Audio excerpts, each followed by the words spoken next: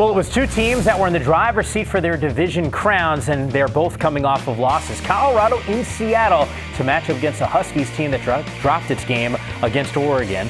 Curtis Conway, Mike, I'm with you. We got an opportunity to see Colorado up close and personal at the USC game. What do we need to learn? What did we learn from that game that will help us as we assess what's going to happen in Seattle? Well, it's going to be interesting to see if Clancy has made the blueprint to slow down Colorado's offense. I mean, when you look at what they've been able to do up until that USC game, especially with Chenault, they've been able to put up a lot of numbers.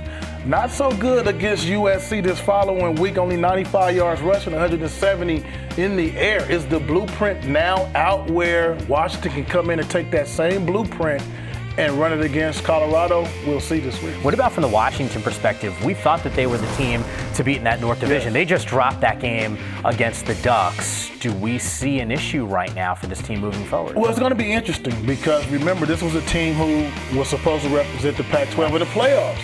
2 losses already. For me, where is their mindset now, Mike? What are they playing for? You know, do they still have a chance to play for the Pac-12 championship representing the North?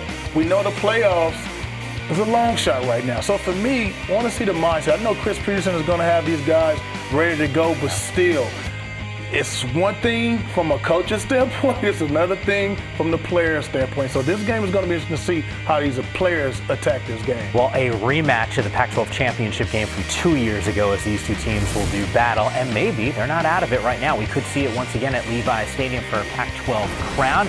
For complete coverage at the end of the night, we got you covered on Final Score.